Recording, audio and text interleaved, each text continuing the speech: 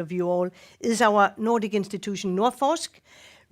They had an open call for a sustainable Arctic. And in taking this initiative and leadership, Norforsk delivered on achieving integrated transatlantic cooperation co-financed by the Nordic countries together with Canada and the US. And this was done with the largest funding for an open call in the history of the Nordic Council of Ministers. So through partnerships and a shared commitment to the principle of our Vision 2030 and the whole Nordic political priorities, it is the aim of the Nordic Council of Ministers to contribute to a resilient Arctic for current and, of course, for future generations. So this was the short introduction, and now it's my privilege to hand over the stage to the one who will be steering us through the debate, and a very capable moderator. So please, Naya, take the floor, and then we will have the panelists on the stage as well. Thank you all.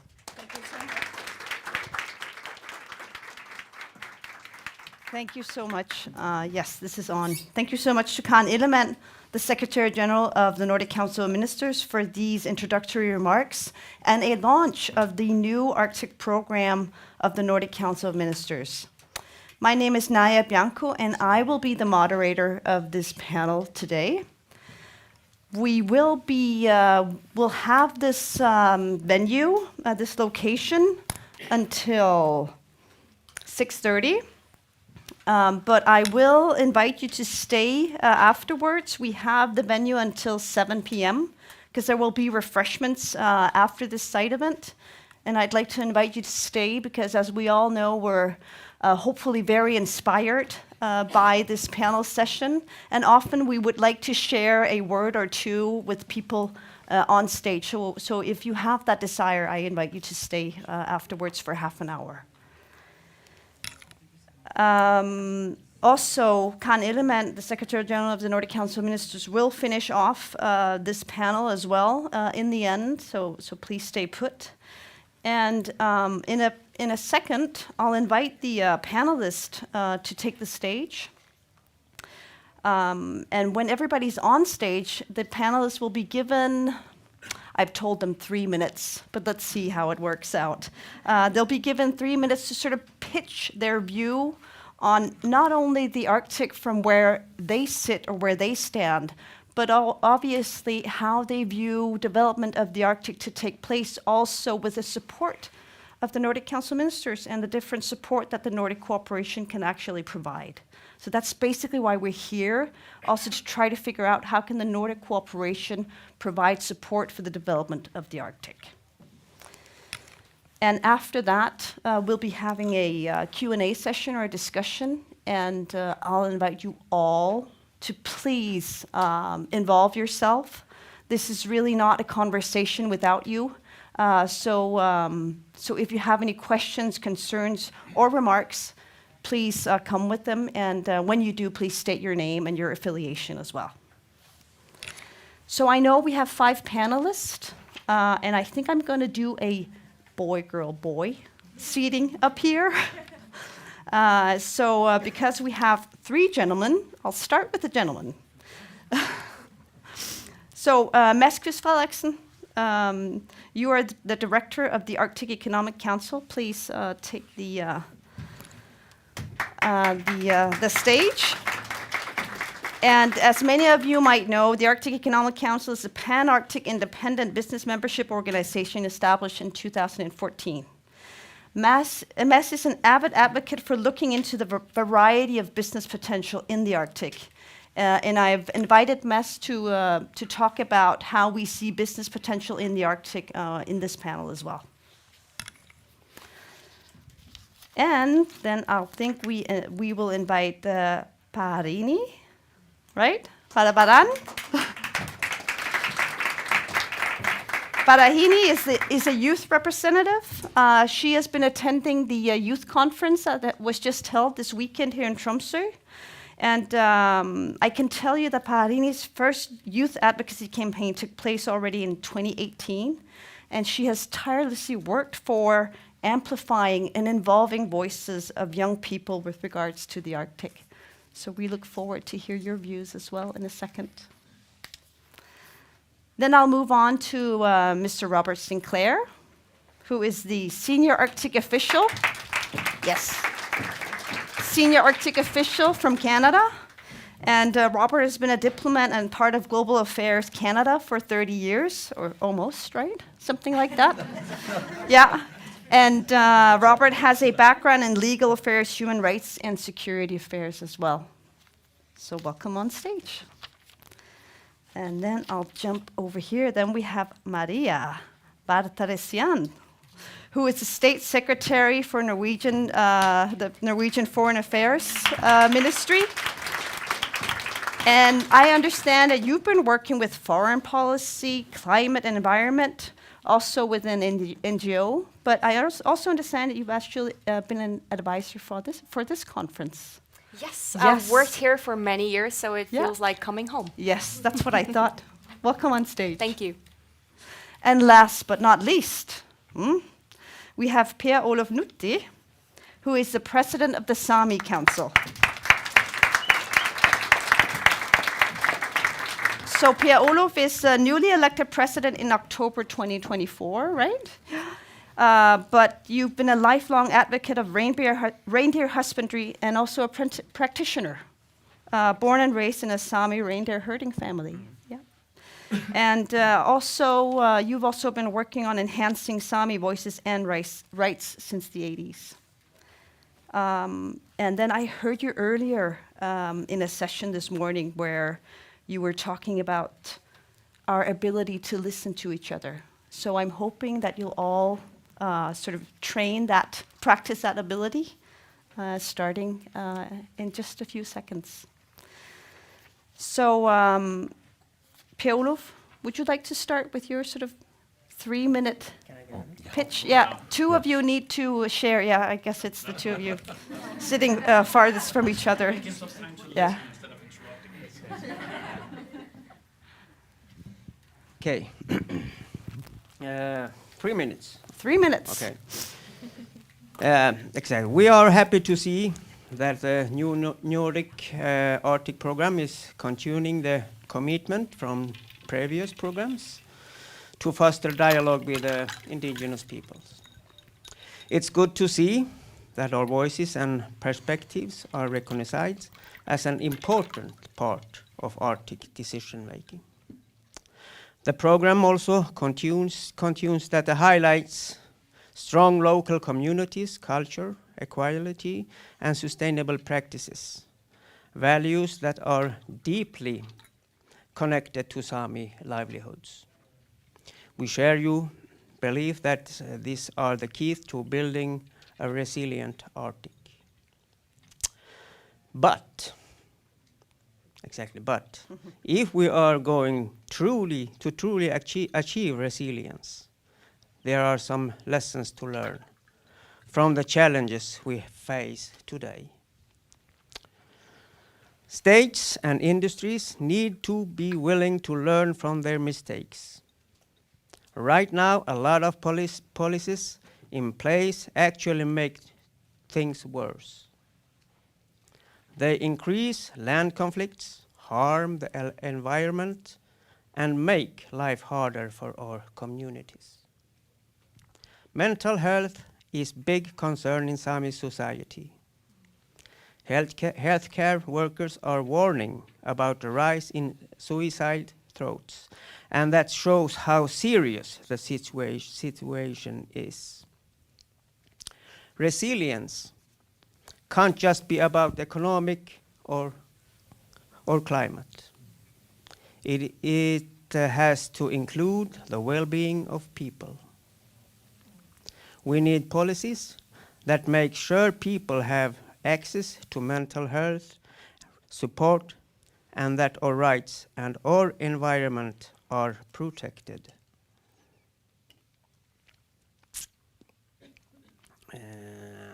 I would like to mention that with support from the previous Nordic Arctic program, The Sami Council developed a Sami suicide prevention plan.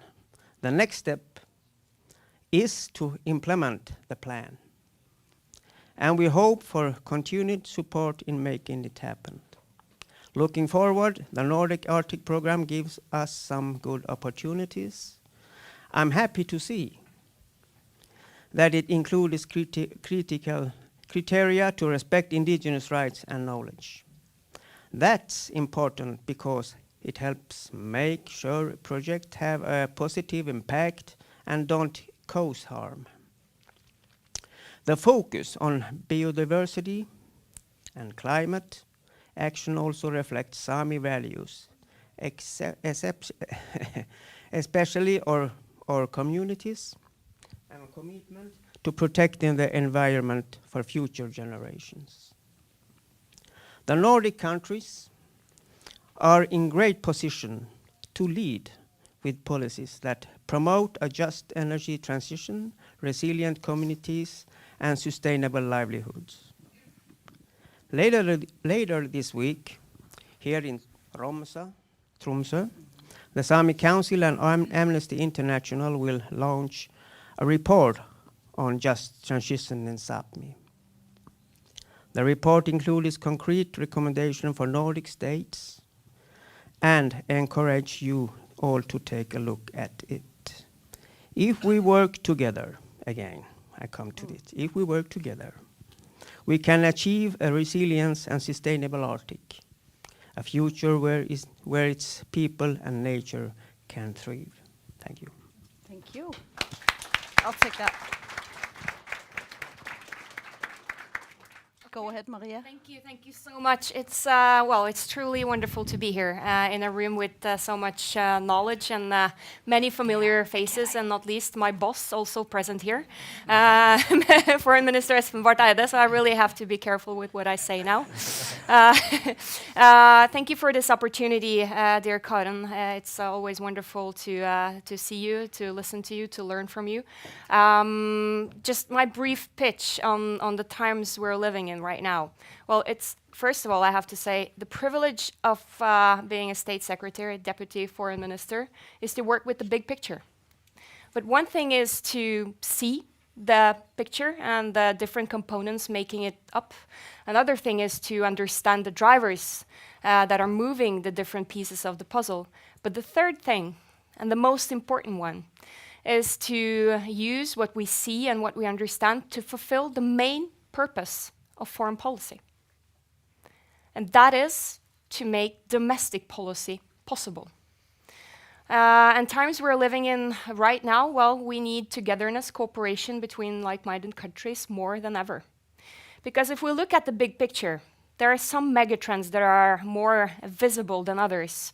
And since I have only 3 minutes, I will limit myself to only 3 megatrends, but they all start with the letter C. Some of the friendly faces I see around here, they have heard me say this before, but it is conflict. There is a lot more of it today than if we look back at the year I was born, 1989. The second C is competition in forms of great power rivalry.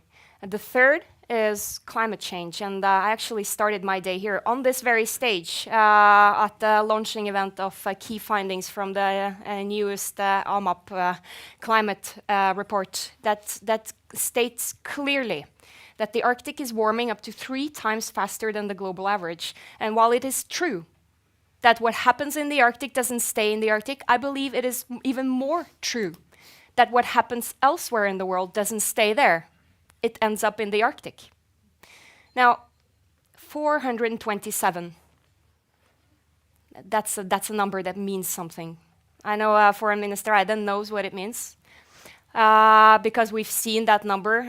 Well, not that, it was lower when we visited both the Zeppelin mountain and also the air measuring station in Antarctica. But that is the concentration of CO2 in the atmosphere. Now, when I was born, it was 353.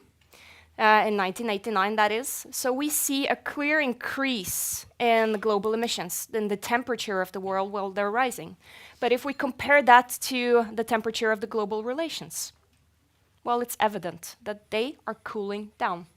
And that is quite challenging if we are to stand together to protect what has made Norway, the Nordic countries, the Nordic Baltic countries, and many friends and allies that resemble us and our values. Well, we need the multilateral system with respect for international law, democracy to function. And in times like this, it is more difficult than ever because it is those very values that Vladimir Putin is attacking when he goes to his full-scale war in Ukraine. So with that backdrop and the fact also that climate change, well, it doesn't care about geography. It really doesn't care about geopolitics. It cares about effective policies that actually cut emissions, and for the Arctic region, that make societies sustainable, secure, resilient. We need to cooperate more closely between like-minded countries. And a resilient Arctic and the Nordic Arctic program, well, it's a great and important contribution to that. And it's one important piece to the puzzle, which is also made up of important organizations such as the Arctic Council. Which is the very linchpin of Arctic cooperation. It has been challenging to make sure it continues to be a relevant, thriving, alive organization, but it is, because this has been the key priority of the Norwegian chairship for the past 2 years. And so, friends, I would like to encourage everyone in the audience to think, what can we do more to protect the core values that, well, our nations are built on, and that will also be the very foundation of what we build resilient societies in the Arctic on. So that's my pitch, and I'm looking forward to the conversation. Thank you. Tack, Maria. Robert, that was a cue to you, also with reference to the Arctic Council. Tough act to follow here. First off, congratulations to the Nordic Council for this latest iteration. My starting point for my remarks would be, when moving forward, you need to know where you're coming from, and in Canada, that's recognizing our not very good history of relations with Indigenous peoples and our colonial legacy that we need to come to terms with.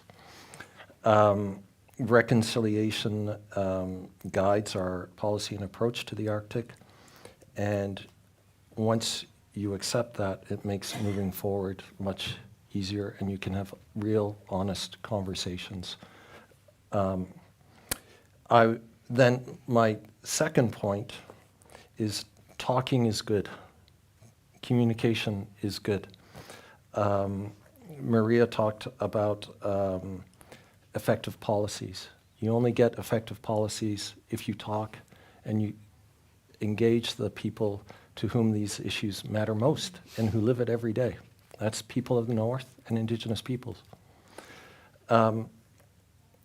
Maria also made the point about domestic issues and foreign policy. And the foreign policy has to flow from the domestic. That's what we're in the business for. And so completely agree. And in order to make your foreign policy effective, you need to engage with the people who live it every day domestically. So that's a second point. Along the lines of talking and communicating, Prime Minister Trudeau participated in a great meeting in Iceland, in Reykjavik, where very much the Nordic Council of Ministers program framed the discussion. Minister Jolie invited her Nordic counterparts to Iqaluit, and thank you, Minister, for your participation. The Canadian Arctic is very, very different from the European Arctic, but we can still learn from each other. And there are fundamental principles and perspectives that can benefit each side of the Arctic. So again, communication is key. And then I guess I would finish as well on that note. We recently released an Arctic foreign policy in Canada. Very proud of it. The principles that I've touched on engagement, meaningful engagement, communication, really, really underpin that policy. And thank you to our Nordic colleagues for inputting into that policy as well. Perhaps I'll leave it at that. Communication, and most importantly, knowing where you're coming from. Thank you, Robert. Tarahini, now the floor is yours. Yeah, my work has been always, since I was 13 years old, been about youth involvement. Because what is a resilient Arctic without the youth? We are not only the future of the Arctic, we are here and we are ready to take the stage. We want to be more involved in everything, because youth have a different view of things than the policymakers and the decision makers. We know how it is to be a youth here now, and we know how we want things to be in the future. Who led the climate debates in 2020 and 2019? It was us. We have always shown strength when it comes to these types of topics, and we want to be around the table where decisions are made. And you're talking about making effective policies. I think you need to have the youth on your team to make those effective policies, because we are the ones who are going to follow up on them and make them come true in the future. And yeah, we just had this big Arctic youth conference now that has never happened before. And we gave the youth the stage, gave them the word to talk, gave them the space to meet each other across the Arctic. And we saw how much it meant for those youth, how much it meant for them to feel like this was a place that was meant for them. So my main takeaway is that we need to have the youth everywhere and anytime we are talking about these types of things, because we are not just this side piece that are just selectable if we want to have them here or not. We are important and we want to be heard. I remember that I was in some of the panels a few years back, and I felt like I wasn't heard because I was 15 and just a youngster that just was a rebel in people's eyes. I'm now 20, and I feel like people take me more seriously. But we need to start taking our youth seriously if we want to have a resilient Arctic. If we wait 10 more years, there won't be any youth here left to listen to. So I think the change needs to start here, and it needs to be now and not in 10 years. And I think I will end that with that for now. Thank you.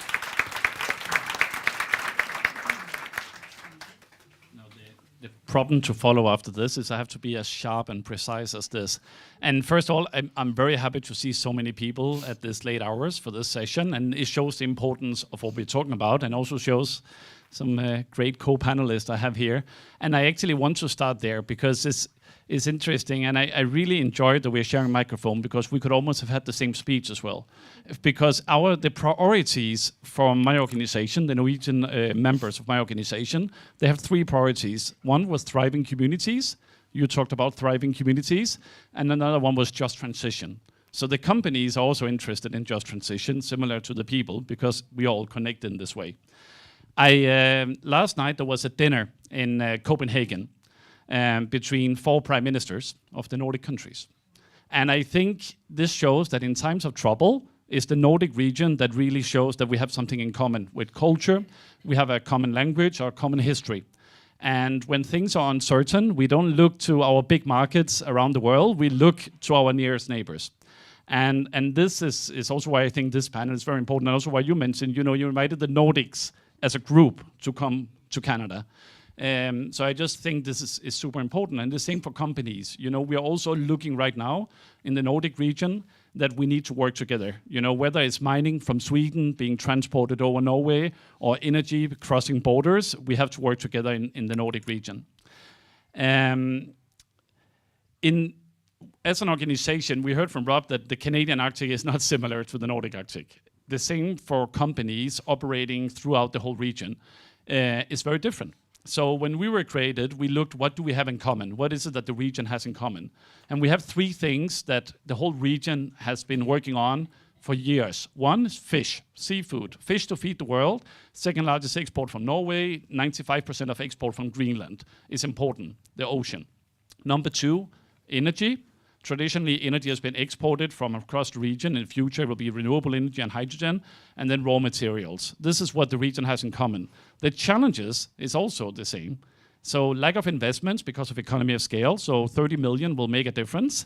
Number two is infrastructure. We need to develop the infrastructure development. I'm always saying that President Putin has done more for Arctic infrastructure than anyone else for a long time, because there's been a lot of investments in Nordic infrastructure in the last few years, and there's been so much commitment also from the government saying we have to invest in the north. The Arctic is important. Here, the Danish government, they are suddenly talking about infrastructures in Greenland that we couldn't talk about for a long time. And then thirdly, which is the peoples and the thriving communities, is no reason to speak about business if there's no people in the region. That's why we need the youth. That's why we need everyone on board. I also want, just because we're talking about the Arctic program, I just want to say I really enjoyed reading it. And I think a lot of policymakers could learn from it, because it's extremely brief. It's extremely brief, straight to the point. Listen, we got some money, we got some priorities, reach out to us. And this is actually linked up with how it's done in the EU and the Draghi report, which says, you know, the EU is very good at regulating, not very good at innovating. And here we have, okay, we don't have so much regulation. We have a straight to the point. We have some money, you know, come up. We have an open call. We have a strategic call. Work with us. And this is also the way companies will work. And this will be my final point, because I think most of us in this panel that comes from small organizations, whether it's being the Sami or the youth or us, or I could mention Arctic Mayors Forum, who is not on this panel, across the Arctic region, we are quite small organizations. We don't have many resources. Like we don't have a secretariat of 40 people sitting there. We are all running on a shoestring budget. And that's why we need to make sure that this becomes operationalized. Like, how can we make sure that funding actually is easy to apply to, easy to report to, still has transparency, but this is where in the Nordic region we have the trust. So maybe we can have less reporting mechanisms than in the EU, but we need to get out into the local communities, because if we have too complex application processes and so on, it's never going to reach the final users out in the local communities. Then it will still be the big organizations. My own organization, we have 2 employees. Arctic Mayors Forum, 1 employee. Arctic Parliamentarians, they have half a staffer. So all the secretariats are quite small in the Arctic region. So, and then I just want to finally, just to conclude, we have 3 Cs. I would also like to mention cooperation and commerce and collaboration and communities, because there's a lot of other C's, and I know and culture. So there's a lot to go from, but this embrace all of it. Thank you.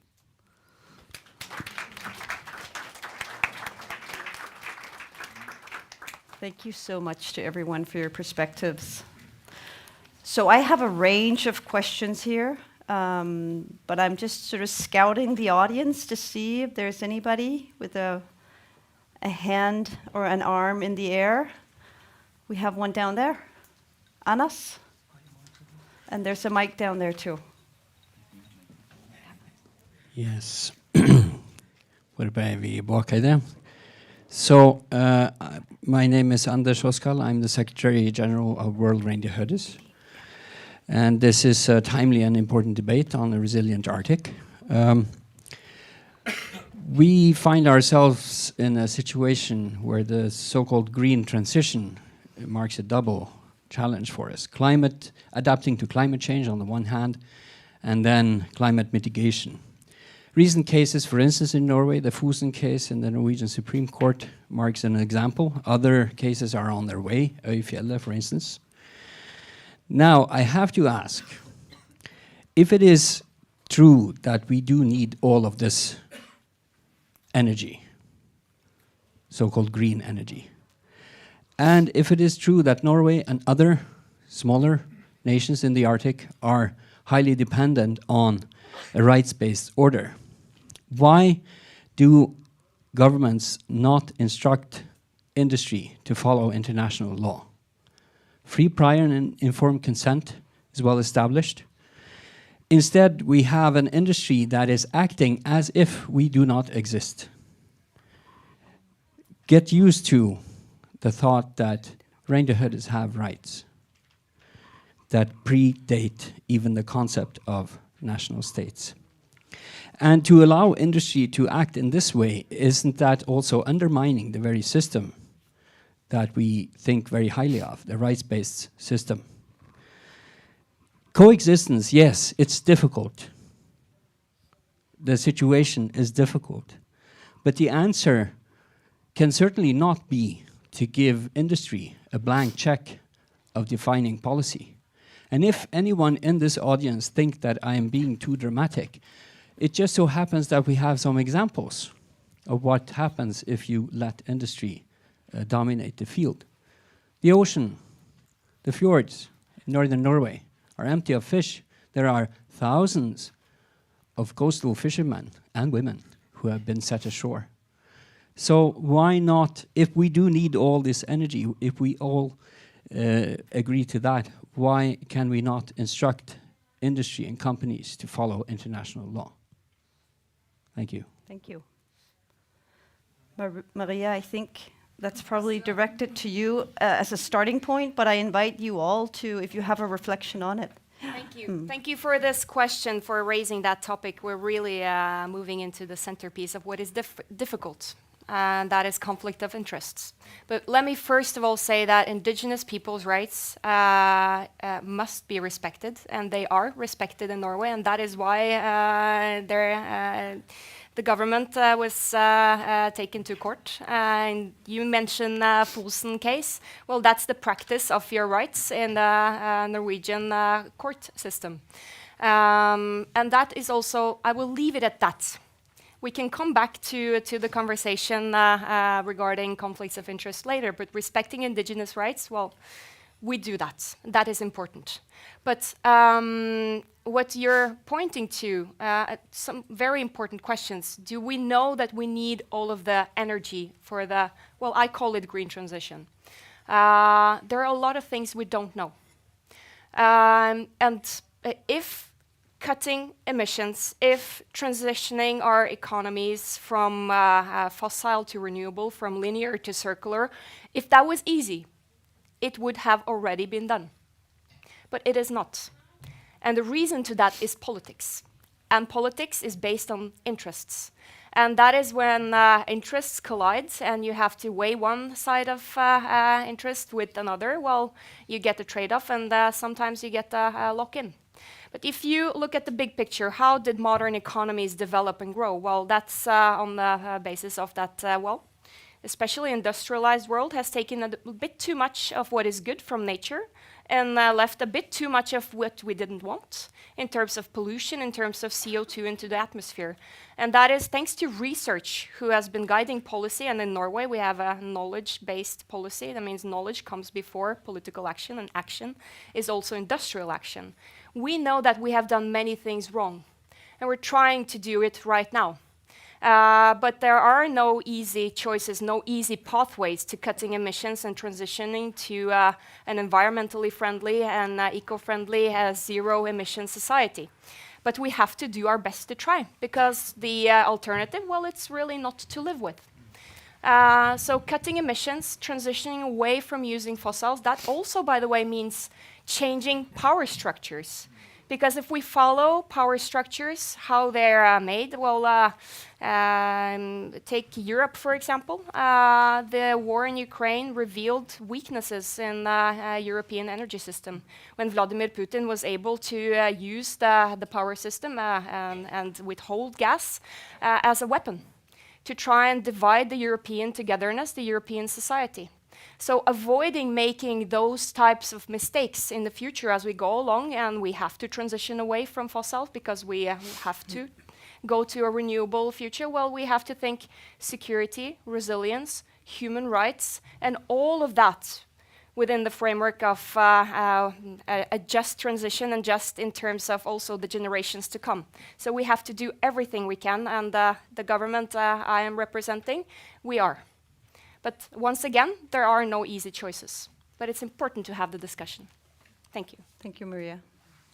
So, Mess? and thank you for the question. And since this conference is called Arctic Frontiers, I would like to spread it out away from just Norway and go to the whole Arctic. In Nunavut, for example, 100% of the fuel is diesel generators.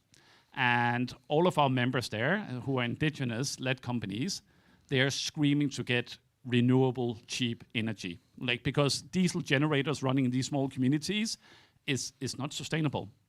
The largest member we have from Greenland is indigenous-owned as well. It's a renewable energy company.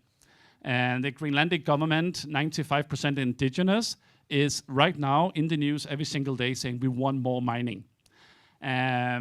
We can also, we talked about this rule-based order, and you said that the industry has a blank check to do whatever they want. I don't think it's factual, and you please show me it's wrong. Like, there hasn't. I think the best example is we go back to mining. There hasn't opened a mine until in the autumn last year, but until then there wasn't open a mine for 40 years in Norway. 40 years. If the industry had a blank check, there would have been a lot more mining in the region. So I think if dialogue is super important, but we also need to be fact-based when we disagree. So a blank check is a statement, but it's not true. And there's also rule of law throughout the Arctic region. I went down to the youth conference, and all the youth there talked about climate change and talked about we have to do better than we did in the past. That we have made all the mistakes in the past by being too dependent on oil and gas. This is the youth standing there saying, we need a green transition. We need to invest in renewable energy. We don't want to be dependent on diesel. So where are we going to produce this? It's not going to be produced in Paris or Berlin or London. The whole world is screaming for more green energy, and we can provide that in the north. So I think there's a lot of nuances to the question. And of course, we have to follow rule of law. Thank you. Thank you, Mats. Give the floor to Per Olof, and then I think we'll move on to a different question afterwards. Thank you very much. Briefly, we talked about talked with others, and we have discussions, and not to forget the consultation. I know in Nordic lands there are a consultation law, and why I will say that? Well, what I want to say with that, it's when we talk about this minings and all the exploration with in the Sapmi. And I will take an example. One of the it's the biggest. One time it was the world's biggest municipality. I live in this municipality. And they take a decisions that not start the mining of graffiti mining in our reindeer herding area. But the government of Sweden don't listen. They took a new decision, and the municipality's proposal failed. So this is an example for how the states, and now I talk about Sweden, but I know that's happened even in Norway. They have the frozen case. The right for land and water has the Supreme Court in Sweden may take a decisions to Liguria's case, as everybody know. So we have no common history, let someone say here. We haven't common history. Even the Kingdom of Norway had said that it's built on the two people, Sami and Norwegian.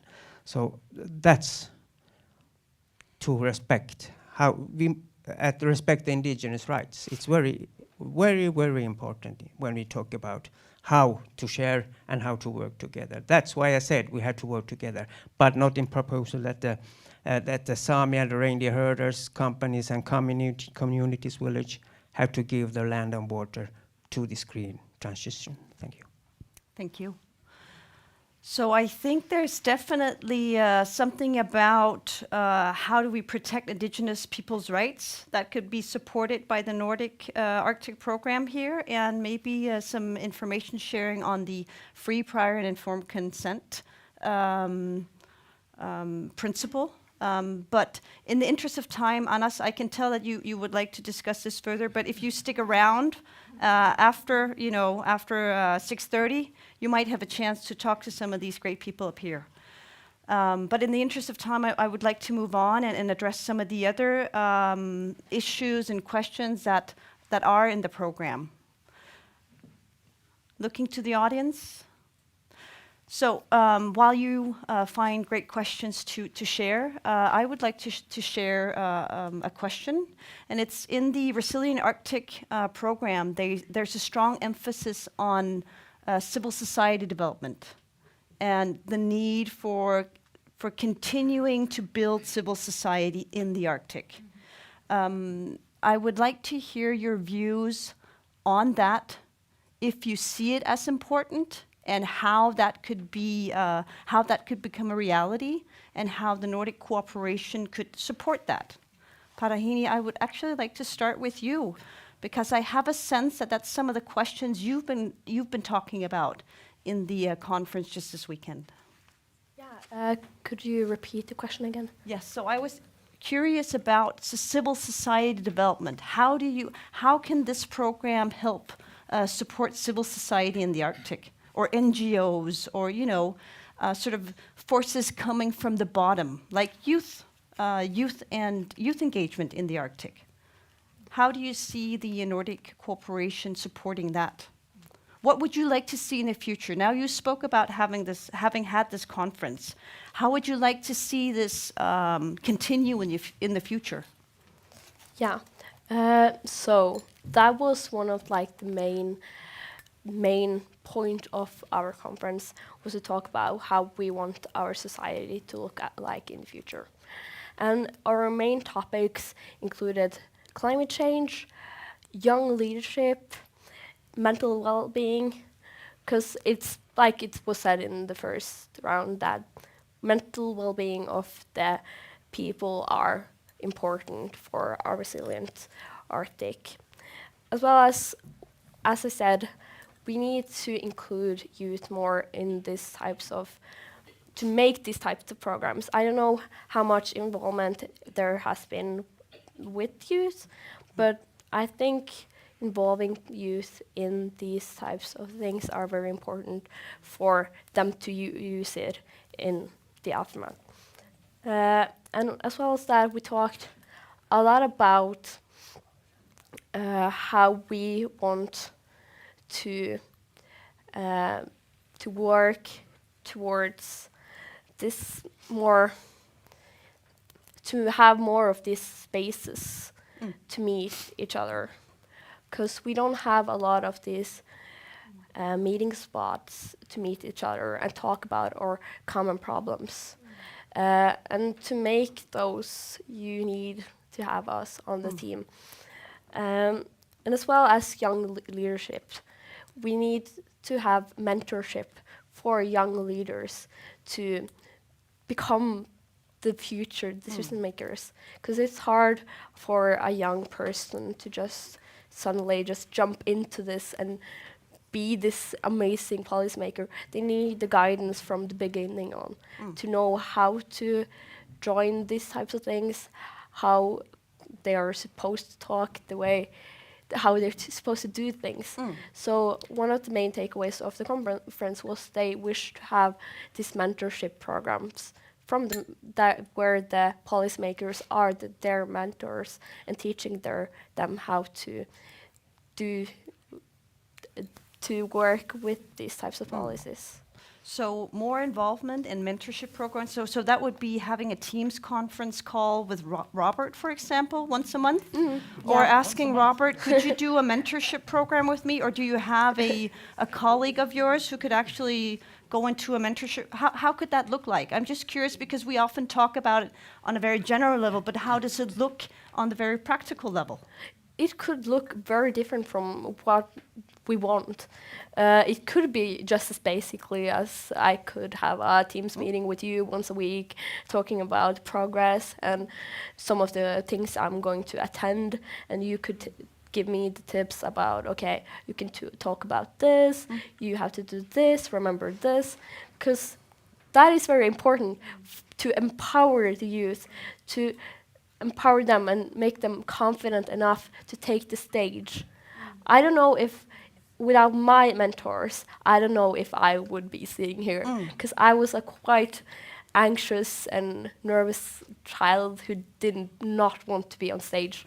So having someone that empowers you and gives you confidence is very, very important. Well, good on you. Maria, you had a point too. And then you become the role model for others to see, and it's like you cannot be what you cannot see. I heard this at a women empowerment conference once, but it's just so true. When you see a young person such as yourself, so inspiring, so wise, you will inspire and give courage to others as well. But speaking of civil society, which was the question, and resilience, which is the topic, really, well, civil society, and a thriving one at that, is the very cornerstone of democracy. And we need that. We need critical thinking, and we need also politicians to be open to receive feedback that we not always like. We can even get sad when we hear stuff we don't like, but that is democracy. So having a rich civil society is important, and like Parahini mentions, mentorship, yes, for sure. Everyone It could go both ways, maybe? Definitely. So everyone who is in this room, you have, and myself included, we have experience that we can share.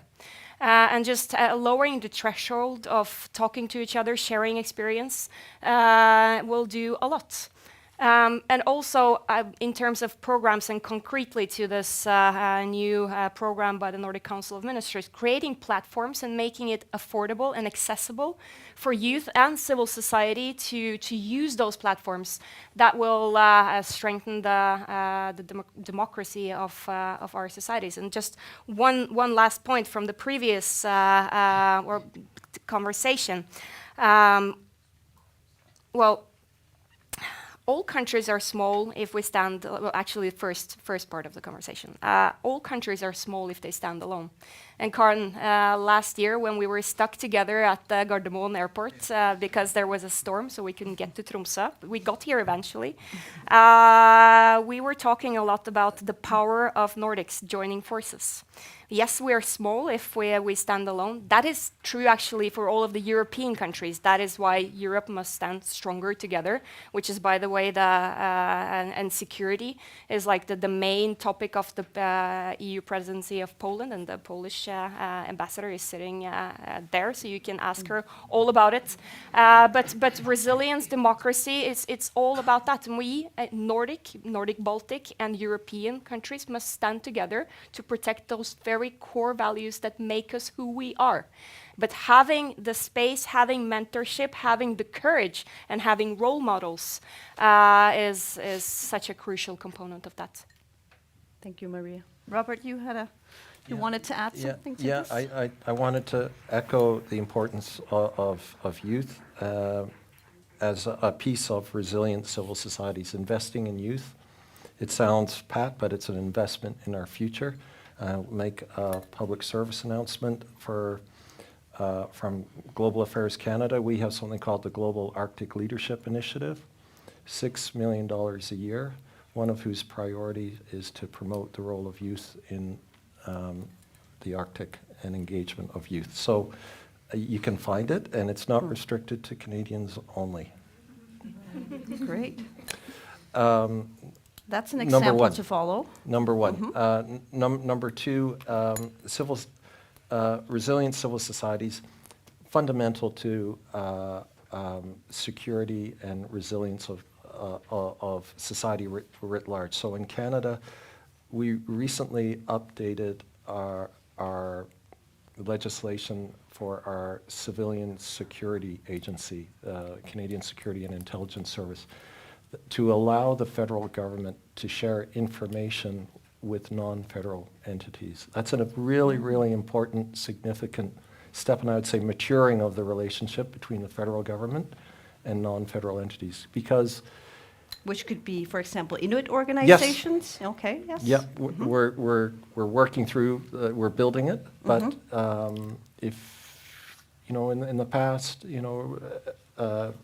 investment from a foreign entity into, say, critical minerals or infrastructure, huge infrastructure deficits in Canada's north. Difficult to say, don't deal with these people, but we can't tell you why. It doesn't get you very far, right? The other point I'd make is resilient civil societies facilitates the promotion of local solutions. And as climate and environment change accelerates, we need to be more nimble in policy terms. And that is accessing indigenous knowledge, local knowledge for local solutions. That's your most effective response mechanism. And so you need to facilitate that. And you do that by investing in resilient civil societies. And my last point, when people are worried about how to get food on the table, you do not have a resilient civil society. You need to invest in at that level. It's basic. Thank you, Robert. Any questions from the audience? No? I know it's a little late, but... Okay. Yeah, don't be shy. Okay, so I think we have, We have one here. Great. Thank you very much, and thank you for your presentation. My question has to do with indicators of success. You have a program, you have objectives. How do you know whether you've succeeded, and how is that going to be, communicated and determined? And so that's my question. Thank you. Thank you. It's not that I don't want to hear your voices, but I think this is more directed towards the Secretary General of the Nordic Council of Ministers. So, Khan? But then instead of answering your question right now, while we still have the panel going, let's have the questions to the panel, and I'll pick up in the wrap up. Great. Can I comment on that? Yeah. So related to what we heard about the mentorship and local resilience, I think I sit on 7 mentor programs, 7 or 8 mentor programs. And it's a lot of project funding from various entities, Interreg and Nordic Council and so on. And there's a lot of these projects that expires when the funding expires. So great initiatives, funding expires, and then the program runs out. So for me, success if the program lives on afterwards. The problem, again, it goes back to small communities. The resilience here is they're quite often jumping from one project funding to another. The hard part is to make it long-term sustainable. So for me, not being in the Nordic Council, and not speaking on behalf of that, but if the project survives longer, if like we're doing a project right now in the AAC, where we have 25 women from Northern Norway, Northern Sweden, Northern Finland, focusing on entrepreneurship in sustainable solutions. This is a great project, and it's a mentorship program where we take female leaders who are already working in big business and connecting them with entrepreneurs. I'm not sure if this project is going to continue when the funding runs out. I hope so, but that means that we get more long-term funding. So it's also, we need to get that funding that is not only like the startup funding.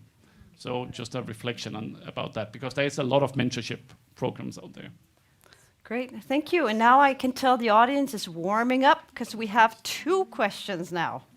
Let's take them both, and then we can have a response up here. Thank you. Please state your name and where you're from. Leif Lundsmann, Nordic Journalist Center, based in Denmark, for the Nordic organization. Thank you very much for your presentations, and thanks not the least for the program, the visionary program of a resilient Arctic. It's about people, you say, and I totally agree on that, of course. There are 4 million people living in the Arctic region. 2 million of them live in Russia. How do you plan to include the dialogue with them, in particular the indigenous representatives? Thank you, and please pass on the microphone just to your neighbor. Hi, thank you also for the presentations. My name is Hatla. I'm from an organization called Nora, also part of the Nordic family. We also try to work with the youth and connect. We represent Greenland, Iceland, Faroe Islands, and coastal Norway. So our challenge is always when we try to engage with the youth that there is very low level of organization, particularly in Greenland and the Faroe Islands, of the youth. So we have a hard time reaching out to them, and when we do find them and connect with them, they will soon after disappear or move on further and so on. So that's also an element in this discussion that, like you said, Mas, that it needs to be more structural, funded somehow. So that was just an opinion or a point of view, not a question. Thank you. Thank you. Any views on Russia, for example, including indigenous peoples of Russia, for example? And then we're going to wrap off with Khan for just a couple of minutes. Working? Yeah. Yeah. Briefly about indigenous people, we from Sami Council have tried to get in touch with them, but it's not easy. If you have listened to one of the panelists today, who had a very long term and speak about the situation for the indigenous people in Russia, it's hard to get in touch with them. Many of them have moved over to the Scandinavian, for example, people who have been acted like a terrorist. So Mr. Putin have this term that not all, but there are people, they have some terrorists that indigenous people lead. So.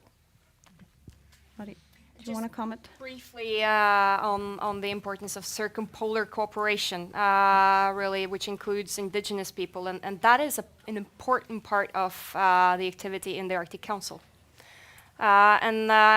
Once again, keeping the Council alive as the very linchpin of Arctic cooperation, representing the interests of the Arctic people, that also includes, of course, indigenous people, is important. And there has been no business as usual, because there can be no business as usual, but the organization is functioning, it is alive, and that includes also the permanent participants of the indigenous organizations.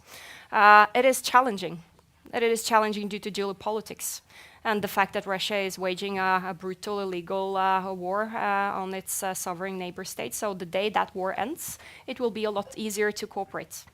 But until then, we just have to do the best we can, and that is why it is so important that we have Arctic Council. And of course, also, I'm sure that Karen Ellemann can share some reflections on the role of the Nordic Council of Ministers, but from me, that's the big picture. Thank you. Thank you so much, and please, yeah, Robert, you want? I want to thank Norway for the incredible job you have done steering us through an incredibly difficult time with the Arctic Council and Russia. It is for Russia to create the conditions for a return to cooperation as we used to know it and used to enjoy. It's also important, I like the premise of the question, it's important to differentiate between the actions of the Russian government and the Russian people. It's very, very, very important, and let's be frank, things are not going to get better in Russia anytime soon. It's a generational challenge, and the linkages that you refer to will become ever more important as Russian society constricts, and we need those linkages. We need that human contact, whether it's through things like the Arctic Winter Games, which will be held in Yukon in 2026, or Circumpolar Agricultural Forum, which will be hosted here in Tromsø in the fall, or Arts Summit. We need those linkages. Youth conferences, maybe? Youth conferences. Yes, thank you. We need those linkages. We need to talk. Thank you so much. Please give a big applause to our panelists. Thank you so much. I know some of the panelists have to go, so I just want to give them a good, sustainable gift, so you can have good drinking water, and then I'll wrap up. Thank you. It's a pleasure, Maria. Likewise. Thank you to the panel. Thank you to the panel, please. And you can, Thank you. You are a tough act to follow. you can leave the stage if you want.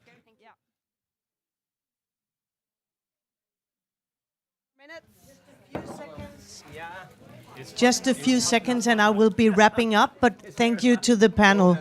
And thank you to you, Naya. Which one was mine? Which one was yours? That is yours. Just to wrap up before you you leave this room, we promised you that there would be time for dialogue as well. You're welcome to step down. You're welcome to stay. There are some of them who wants to talk to you. Yeah. So, but anyway, just a big thank you to the whole panel.